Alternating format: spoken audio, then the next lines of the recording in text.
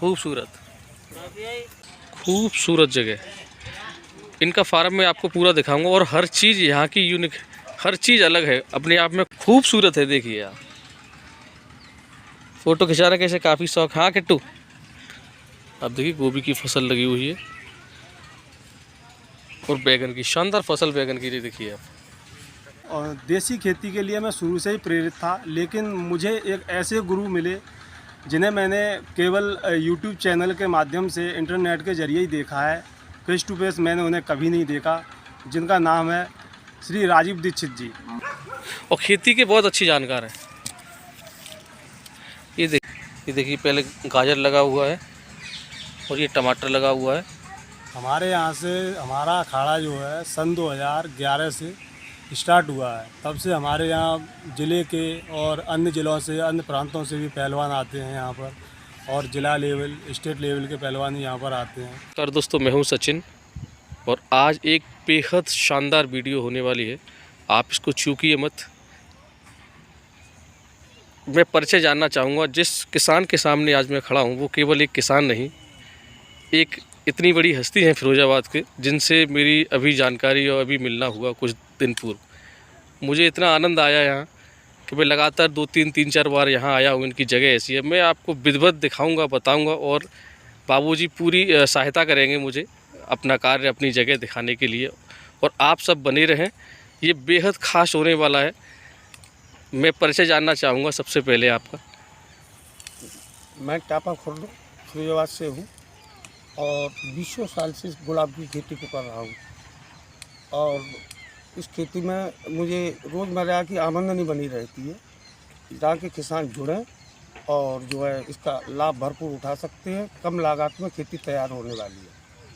एक बार लगाने पर ये करीब आप अच्छी देख रेख करेंगे 10 से 15 साल बनी रहती है। भाव उसके कम ज़्यादा भी होते रहते हैं, फिर भी हम 5 बीघे में 2 से 2.5-3 लाख रुपए तक प्राप्त कर लेते हैं सालाना। अच्छा, ये जगह आपकी टोटल एरिया कितना है? ये तो इसमें जो लगा हुआ है, इसमें ये 3 बीघे का हमारा चक है और अन्य जगह पर भी टुकड़ों में ही लगा हुआ है। ये जो पौधे हैं ये कितने वर्ष पूर्व पे हैं? ये 2 साल के पौधे हैं। अच्छा, ये 1 साल की ग्रोथ करे हुए पौधा है। क्या खास है इन फूलों में? ये विशेषता है कि ये ज़्यादातर डेकोरेशन के काम में आता है और इसको सेंटेड भी है, खुशबू काफ़ी तेज है। इससे बेहतरीन खुशबू वाला हाँ, है। सही कह रहे हैं। और कुछ जो फ्लोरेंस ऐसे भी होते हैं जो देखने में इससे भी बेहतर लगते हैं, लेकिन खुशबू नहीं होती है। जी जी बिल्कुल, मैंने देखे इससे आपके। आप जो है गुलकंद बना सकते हैं। गुलाब जल में भी यूज किया जाता है जी, ताकि ये हमारी फैक्ट्री में जाता है। यहाँ जो सस्ता होता है उस टाइम पे इनका इसी प्रयोग किया जाता है। बहुत बढ़िया। तो ये सजावट के लिए, गुलकंद के लिए, औषधि, गुलाब जल, इत्र ये से निकाला जा सकता है। बिल्कुल, और पूजा पात्री में ज़्यादातर प्रयोग में लाया है। पहलवानी इनका पेशा है और इसका बेमिसाल नमूना मैं आपको अभी दिखाऊंगा कि यहाँ फिरोजाबाद के सभी नामी पहलवान या सभी पहलवान। हाँ, फिरोजाबाद ज़िले से हमारे यहाँ सारे पहलवान इकट्ठे होते हैं और इसका उन्हें भरपूर तरीके से ट्रेन किया जाता है। आपने पूर्व में पहलवानी? अच्छा, इस हाँ। वजह से मुझे शौक लगा हुआ है। तो जो मल्ल प्रदर्शन जो बच्चे करते हैं, जो ब्रह्मचर्य रहते हैं, उनसे मेरा लगाव। बेहद खूबसूरत। अभी जो इनकी तैयारी है, जो उन्होंने बनाया है अपने यहाँ और अखाड़ा, सारी सुख सुविधाएं बच्चों के लिए निःशुल्क देता हूँ। बहुत बढ़िया। पाठों से लेके रस्सा कसी पर चढ़ना उतरना, उनके नहाने धोने की व्यवस्था, बैठने की व्यवस्था मैं देख रहा हूँ। बादाम पीसने की व्यवस्था है और वहाँ जो आपने अखाड़ा बना रखा है, क्या सुंदर अखाड़ा है, अभी दिखाते हैं आप दोस्तों। ये टास्क बहुत खतरनाक है भाई। वहाँ से गुलाब लेकर इस लकड़ी पर होकर आना है यहाँ से, देखिए इतनी पतली। और दोस्तों अब जो आप खूबसूरती और एक नायाब उदाहरण देखेंगे, शानदार सुंदर जगह देखिए पहले आप।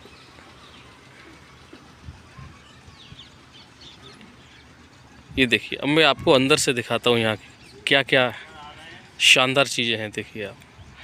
और देखिए क्या सफल हो पाते हैं गुलशन भाई।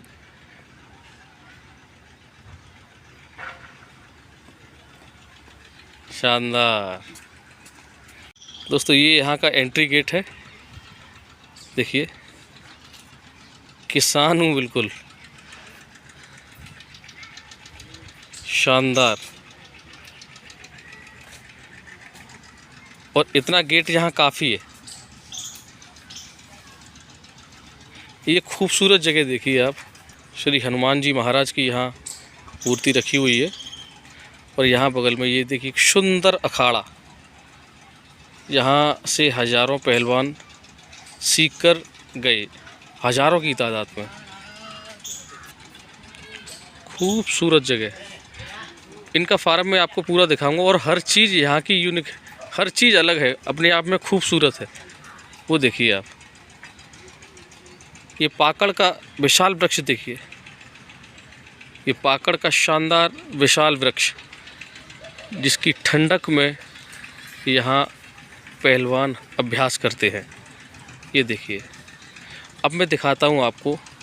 ये देखिए किट्टू, इसका नाम किट्टू है, इससे मिलिए आप। खूबसूरत है, देखिए आप। फ़ोटो खिंचाने का इसे काफ़ी शौक। हाँ किट्टू, देखिए आप कितना सुंदर इन्होंने बनाया है इसको। एक और है वो ख़तरनाक है, उसको दिखाऊंगा। और उससे भी ज़्यादा ख़तरनाक एक और था, ये बहुत शानदार, इसका नाम किट्टू है। और बहुत ही सुंदर सा ये इनका पालतू पेट है। अब देखते हैं यहाँ और अभ्यास की चीज़ें। यहाँ से देखिए, ये पहलवानों के यंत्र हैं। अभी और दिखाते हैं। यहाँ रोज़ गुड़ाई होती है इनकी, और अभी बादाम पीसने के यंत्र भी दिखाते हैं। कुछ इनकी अभ्यास करने की और भी चीज़ें हैं, वो हम दिखाते हैं।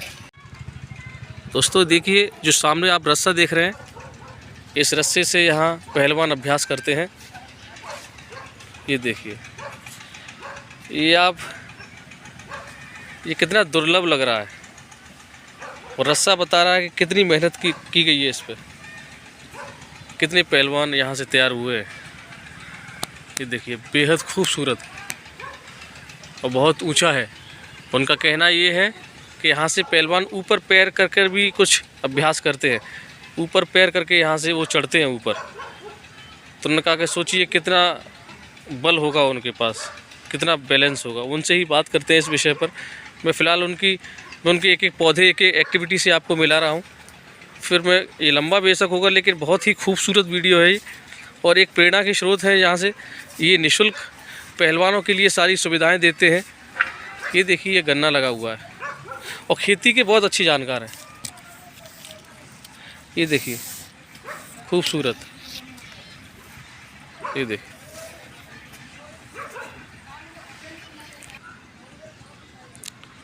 खूबसूरत बगीची है एकदम। ये देखिए, ये अमरूद का पौधा, इस पे अमरूद देखिए, अमरूद लगा हुआ है। खूबसूरत अमरूद एकदम। आहा, वाह। और ये फूल देखिए आप। यहाँ एक इंग्लिश गुलाब था, वो तोड़ लिया गया, लेकिन वो मैं आपको दिखा रहा हूँ। अच्छा, ये भी इसकी कली बनी है, इसकी कली बन पाई है। इसमें खुशबू नहीं है, लेकिन ये बहुत सुंदर है। ये गंधहीन है, इंग्लिश गुलाब, ये ग्राफ्टेड है। अभी हम आपको और भी चीज़ें दिखाते हैं। पहलवानों के अभ्यास करने के जो यंत्र हैं, जो देखिए आप, ये देखिए, फावड़ा देखिए यहाँ का। यहाँ से रोज़ पहलवान आकर यहाँ अभ्यास करते हैं। और ये इनका यहाँ, आप ये देखिए, ये यहाँ इनका चारा काटना है। यहाँ से ये मवेशी जो पालते हैं उनके लिए चारा यहाँ से कटता है। पहलवानों से जुड़ी कुछ चीज़ें मैं आपको और दिखाता हूँ। यहाँ ये सिलबट्टे देख रहे हैं आप,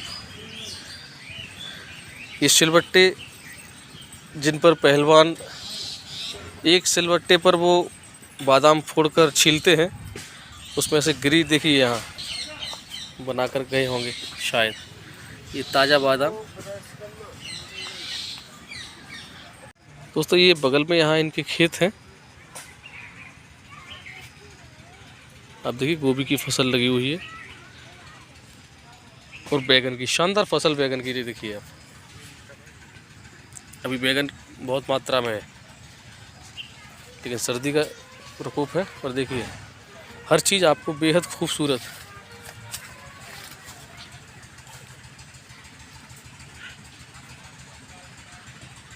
ये गुलाब के पौधे हैं, गुड़हल के पौधे हैं। ये गुड़हल की नर्सरी लगा दी इन्होंने। देखिए गुड़हल के पौधे तैयार हैं। और ये मटर और उस तरफ वो देख रहे हैं सामने आप गाजर, और ये गोभी, और देखिए गेंदा। खेती के सारे नियम जहाँ मुझे दिखाई, देखिए किनारे पे गन्ना शानदार खड़ा हुआ है, बहुत ही खूबसूरत। दोस्तों सामने इनका जो गन्ना है, बीच में इनका गेहूं है, और ये सब्जियां। टमाटर देखिए कितना सुंदर टमाटर लगा हुआ है। पौधे देखिए आप, एकदम स्वस्थ पौधे हैं टमाटर के। और ये सब्जियां, और यही ये खेतों पर रहते हैं। देखिए यहाँ इनका पूरा आवास है। देखिए क्या खूबसूरत, प्रकृति के एकदम करीब। अगर शौक़ रखना है तो पेड़ पौधों का रखिए। अपने हाथों से लगाए गए पौधे आप उनको बड़ा करिए, उनको पानी दीजिए, भोजन दीजिए, आप उनकी देख रेख करिए, फिर उनके करीब बैठिए। बेहद आपको कुछ अलग ही महसूस होगा, जिससे आपके अंदर बहुत अच्छे बदलाव आएंगे। मेरा ऐसा मानना है। ये देखिए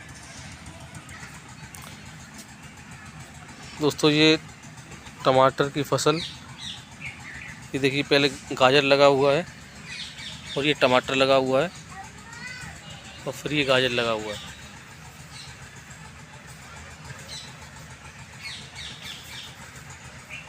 गाजर और टमाटर की सेब फसल, ये कॉम्बिनेशन देखिए शानदार। और सामने गन्ना, गेहूँ, बेहद खूबसूरत। और देखिए यहाँ एक ये ड्रम है, इसमें धनिया लगा हुआ है, और बिल्कुल किनारे तक फसलें लगी हुई हैं जहाँ इनके पशु बनते हैं। आप देखिए रात में, ये पशुओं की जगह है। ये देखिए, ये फिरोजाबाद में टापा खुर्द। और ये गांठ गोभी देखिए क्या खूबसूरत। हाँ ये देखिए गांठ गोभी है, ये देखिए।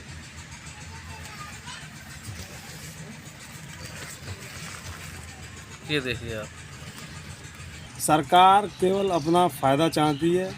जैसे कि रासायनिक जैसे खादों को अगर वो बंद करना चाहेगी तो उससे बहुत बड़ा घाटा होगा उनको। ऑर्गेनिक खेती होने से सरकार को घाटा अधिक होगा, क्योंकि जो उन्हें पैदावार किसानों से पैसा मिलता है, मोटी रकम उन्हें जो मिलती है वो रुक जाएगी। किसान जो उनको रकम देता है उन्हें सरकारी दुकानों से रासायनिक खाद खरीदने के लिए, वो रुक जाएगी, क्योंकि उनकी खाद उनके ही जानवरों से उन्हें मिलने लगेगी। उन्हें तो कुछ खरीदना ही नहीं है।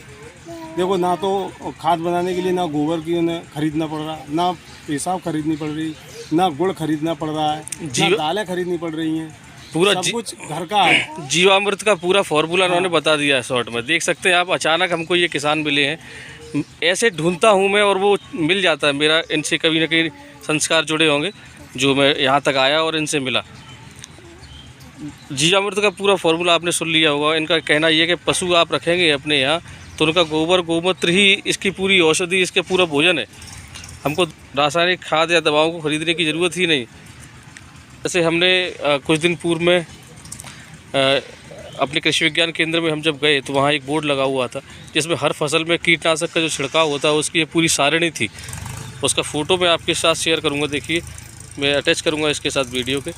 उसमें देखिए ये बताया गया किसानों को कि ये जो आपने फसल लगाई है इस पर आपने ये वाला जो केमिकल डाला है, ये इस केमिकल को डालने के बाद, इस पेस्टिसाइड को डालने के बाद आप इतने अंतराल के बाद फसल तोड़ें, 4 दिन, 6 दिन, 3 दिन, इस तरह का उसमें एक लिखा था नियम। लेकिन मुझे लगता है इस नियम को कोई भी किसान इसको फॉलो नहीं करता होगा, क्योंकि वो तो जिस दिन स्प्रे कर रहा है उसी दिन मंडी में ले जाता है। उसे कोई मतलब नहीं है कि वो कहाँ किसके मुंह पड़ेगी। मैं तो पूछता हूँ, अरे को देख रहा हो, ये इस तरह की भावना है। तो इस तरह अगर का वास्तव में केमिकल ये जो पेस्टिसाइड है इतना ख़तरनाक है, तो इस तरह डायरेक्ट पहुंचाना बाज़ार में ये खतरनाक है। अगर हमको इत्तला किया जा रहा है कृषि विज्ञान केंद्र द्वारा, तो वो उसके नुकसान भी जानते होंगे, इसलिए वो कर रहे हैं। हम लोग इस पर ध्यान नहीं देते। तो आपके अंदर ये जो भावना है विष मुक्त खेती, प्राकृतिक खेती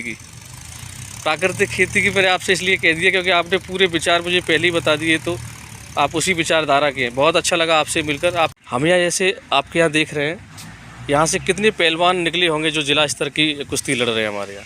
हमारे यहाँ से हमारा अखाड़ा जो है सन 2011 से स्टार्ट हुआ है। तब से हमारे यहाँ ज़िले के और अन्य ज़िलों से, अन्य प्रांतों से भी पहलवान आते हैं यहाँ पर, और ज़िला लेवल, स्टेट लेवल के पहलवान यहाँ पर आते हैं। हमारे यहाँ हमारे गांव के लोगों ने तो इतना कुछ नहीं किया, लेकिन जो हमारे यहाँ पास पड़ोस के जो गांव हैं वो अच्छे पहलवान यहाँ आके हुए हैं और बाहर भी जा रहे हैं अपने जो प्रदर्शन करने के लिए। अच्छा प्रदर्शन करते हैं। ज़िले के अंदर तो उनका नाम है, आसपास भी उनका अच्छा खासा नाम है। टापा खुर्द नाम से ये अखाड़ा है, आप कहीं भी यूट्यूब पर देख सकते हैं। और सभी पहलवानों की कुश्तियाँ पड़ी हुई हैं, और हमारे गुरु हैं, बहुत ही अच्छा हमें प्रदर्शन करने के लिए सिखाते हैं, प्रेरित करते हैं। हमारे यहाँ हमारे अखाड़े पर निःशुल्क सब कुछ सिखाया जाता है। नहाना धोना फ्री है, सब कुछ है हमारे यहाँ पर।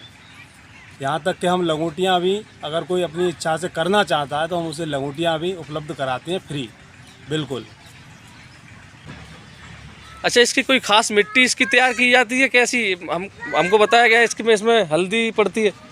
नहीं, हमारे यहाँ तो ऐसा कुछ नहीं है। हम लोग जो है ये जो मिट्टी है, ये दोमट मिट्टी का और बलुई मिट्टी, जो पीली मिट्टी होती है, उसका ज़्यादा हम प्रयोग करते हैं, क्योंकि उसमें जो चिकनी मिट्टी होती है, कभी कभार जब मिट्टी में पानी ज़्यादा पड़ जाता है तो उसमें डेल बन जाती है, यानी एक पत्थर जैसा डेल आकार बन जाता है। तो पहलवानों को यहाँ पर कुश्ती करते वक्त काफ़ी परेशानी होती है, उनके चोट भी आ सकती है। इसलिए यहाँ पर हम बलुई मिट्टी का अधिक प्रयोग करते हैं। जो पीली मिट्टी जो गांव में लेडी अपने घर को मतलब पोतने के लिए इस्तेमाल करते हैं, उसी मिट्टी का हम इसमें प्रयोग करते हैं, जो कि काफ़ी फ़ायदेमंद होती है। ये देखिए, आप नमन करते हैं पहले इस मिट्टी को। ये अखाड़ा की मिट्टी देखिए आप, ये देखिए, इसी मिट्टी में न जाने कितने पहलवान जन्म लेते हैं, स्वस्थ बलवान शरीर जन्म लेता है। ये देखिए, लेकिन हमने इस पर ज़्यादा ध्यान नहीं दिया। ये हमारी संस्कृति से हटता चला गया और विदेशी खेल हम पर हावी होते चले गए, और उसका परिणाम हम स्वास्थ्य के रूप में तो झेल ही रहे कहीं तक। ये देखिए आप, कितने पहलवान आपके यहाँ प्रतिदिन आते हैं अभी यहाँ अभ्यास करने के लिए? अभी तो सर्दी का मौसम है, इस वजह से पहलवान कम आ रहे हैं, ना के बराबर आ रहे हैं। ज़्यादा वही आते होंगे, सुबह मॉर्निंग टाइम आते हैं, करीब 10-12 लड़के आते हैं। शाम को भी आते हैं, अभी नहीं आए हैं, आएंगे शाम के टाइम। रात में करीब 8 बजे तक यहाँ पर पहलवान रुकते हैं, और अपनी जो है प्रैक्टिस करने के बाद, योगा अभ्यास करने के बाद चले जाते हैं अपने घर के लिए। शाम को जब थोड़ा मौसम, सर्द मौसम कम होगा, तो गर्मी का टाइम आएगा, उस टाइम यहाँ पर कम से कम 50 से 60 पहलवान सुबह शाम दोनों टाइम अपने सीखने के लिए और प्रदर्शन करने के लिए यहाँ आएंगे। यहाँ से सीखने के बाद बाहर जाएंगे, जहाँ जहाँ दंगल लगते हैं, अन्य प्रांतों में दंगल लगते हैं।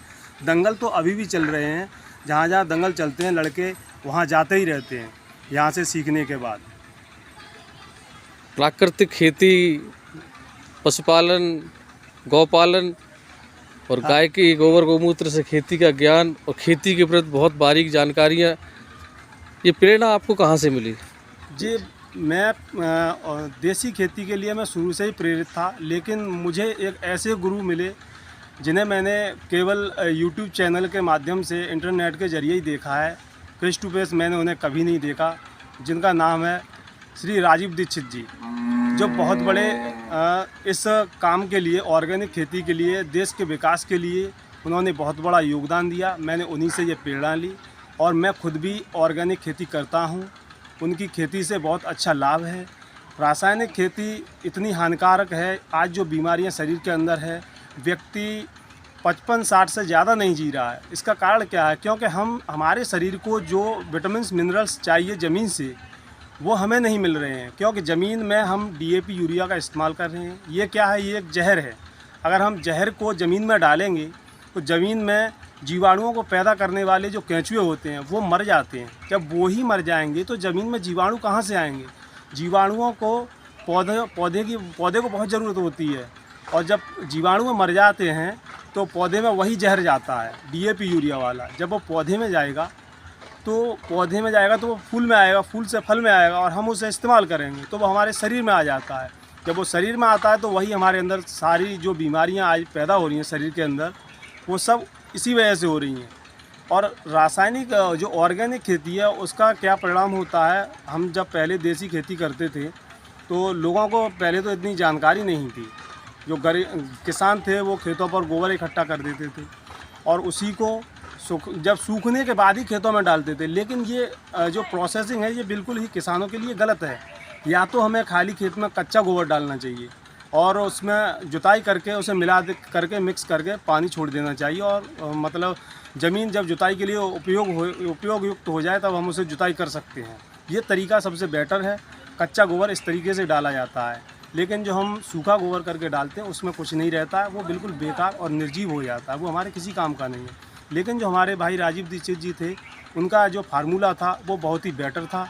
वो हमारे लिए डीएपी यूरिया से 6 से 7 गुना ज़्यादा लाभदायक है, और वो फ्री ऑफ लो कॉस्ट है। हमारी कोई उसमें कॉस्ट नहीं लगती है, लागत नहीं लगती है। क्या विधि थी उसमें जैसे आपको 1 एकड़ के लिए खेती करनी है, 1 एकड़ में जैसे आप गेहूँ उगाना चाहते हैं तो आपको 10 किलो गोबर जैसे आप गाय का ले रहे हैं तो गाय का ही मूत्र होना चाहिए। हमें 10 किलो गोबर चाहिए 1 एकड़ के लिए, और 10 किलो पेशाब, ठीक है। और उसके लिए हमें 1 किलो गुड़ वो जो कोई भी ना खाए, बिल्कुल बेकार काला गुड़। 1 किलो दाल कोई सी भी हो पिसी हुई, और 1 किलो मिट्टी वो जो किसी दूध के वृक्ष के नीचे की होनी चाहिए, क्योंकि उसकी जड़ों के नीचे जीवाणुओं की मात्रा अधिक होती है। तब जीवाणुओं की मात्रा अधिक होगी तो वो मिट्टी इसलिए हम उसमें डालते हैं जिससे जीवाणु अधिक पैदा हों उस खाद में। तो इस तरीके से हम उसको, हमारा वेट हो गया 23 kg, ठीक है ना। तो हम उसको एक ड्रम में लेंगे, ड्रम में उसको मिक्स करेंगे। मिक्स करने के बाद उसमें करीब 23 लीटर माइनस 100 लीटर करके पानी उसमें मिला देंगे, और उसे करीब 15 दिन के लिए ढककर ऐसी जगह रखना है जहाँ पर धूप ना जाए। उसे 15 दिन रखने के बाद वो खाद बिल्कुल तैयार हो जाएगी खेत में डालने के लिए। डालने का तरीका क्या है, जैसे हमें गेहूँ बोने हैं तो हमें उसमें परिवर्तन करते समय क्यारी बनाकर उसी हिसाब से उसे छोड़ देना चाहिए, या उसमें हम छिड़काव कर सकते हैं। छिड़काव करने के बाद अब हम गेहूँ की बुआई कर देंगे। जैसे हमने आज बुआई की है तो गेहूँ के करीब 20 दिन के अंतराल पर हम पानी देते हैं, तो 20 या 25 दिन के बाद हम उसमें दूसरा डोज इसी तरह बना कर देंगे। इसी तरह हमें उसमें 4 डोज 20 या 25 दिन के अंतराल पर देने हैं, सही फ़ायदा लेने के लिए। लेकिन जो लोग रासायनिक खेती करते हैं, और जैसे वो उन्होंने रासायनिक जिस खेत में खेती की तो उसमें हम, जैसे हमने ऑर्गेनिक खेती की तो उसमें हमें एकदम से रिजल्ट नहीं मिलेगा। क्यों नहीं मिलेगा? उसका कारण ये है क्योंकि वो ज़मीन बिल्कुल बेकार हो चुकी है रासायनिक खाद से। तो पहली बार में आपको इतना अच्छा रिजल्ट नहीं मिलेगा। जब आप दोबारा खेती उसी तरीके से करते रहेंगे तो हमें हर फसल में उसमें प्रोसेसिंग अच्छी पैदावार की होने लगेगी। एक समय ऐसा आएगा, 1-2 साल में आप इतनी अच्छी पैदा करेंगे कि आप कितनी भी रासायनिक खाद लगा लेंगे तब भी आप इतनी अच्छी फसल तैयार नहीं कर सकते हैं। इसकी एक और ख़ासियत है कि जिस खेत में हम लोग रासायनिक खाद का इस्तेमाल करते हैं उस खेत की फसल में सबसे अधिक रोग आते हैं, और उसमें पानी भी अधिक लगता है, क्योंकि ज़मीन खुश्क हो जाती है रासायनिक खाद से। जीवाणु मर जाते हैं तो ज़मीन तो खुश्क हो ही जाएगी, नमी उड़ जाती है।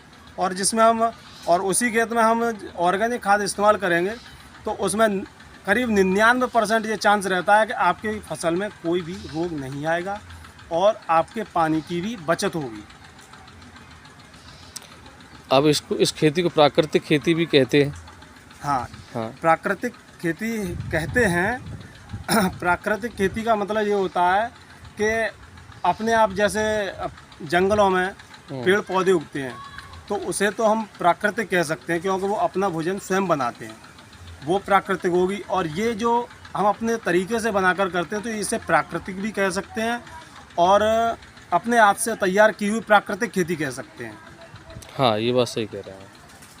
यहाँ तक मेरा मेरा भी यही विचार है, मैं पहली बार शेयर कर रहा हूँ। मेरे अंदर प्राकृतिक खेती की जो ओरिजिनल जो छवि है वो ये है, जो प्रकृति की गोद में, प्रकृति के संरक्षण में पूरी तरह हुई हो।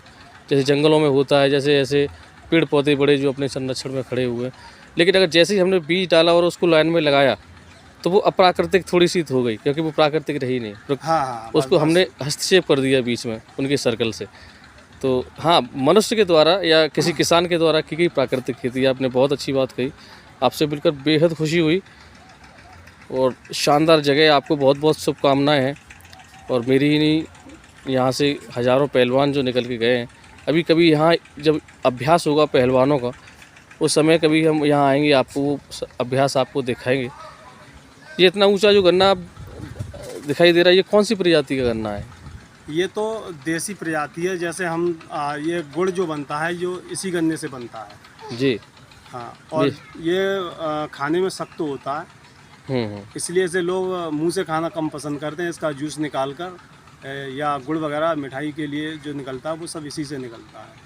बनाते हैं, मैं आपको बताता हूँ कि अखाड़े को किस तरीके से तैयार किया जाता है। जी। मैंने चला के दिखाओ इन्हें, अल्लाह एक साथ से पलट के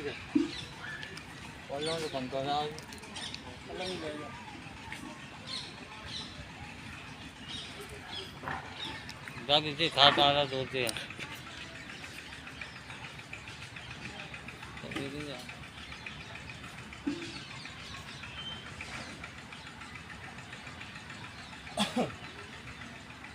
हाँ फावड़े को इस तरीके से यहाँ पकड़ते हैं पास में, हाँ, ताकि सही। आप आसानी से इसको खींचे। अगर आप यहाँ पकड़ेंगे नहीं तो इसे नहीं खींच पाएंगे, क्योंकि वेट ज़्यादा महसूस होगा, आप चला नहीं पाएंगे। ठीक। ठीक है। ये बात खूबसूरत साहब।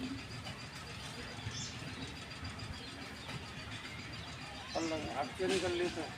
अच्छा, पहले जाला में तो खींचेंगे, फिर पल्ला में खींचेंगे।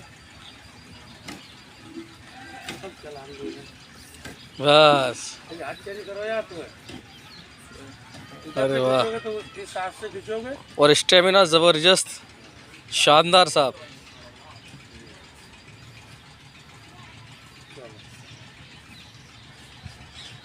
वाह वाह वाह, स्टेमिना तो बेहद ज़बरदस्त। बाकी उठा के मारो यार। और बराबर देखिए पीछे जो मिट्टी गिर रही है, आप देखिए। अब तुम्हें ऐसे गोड़ना है, सुनो, अब तुम्हें ऐसे गोड़ लो, इतना उठाना है। अरे नहीं भाई। हाँ, ऐसे उठा के ऐसे गोड़ना, ऐसे गोड़ो, ऐसे ताकत कम पड़े, यूँ उठाओ, पूरा बैठे।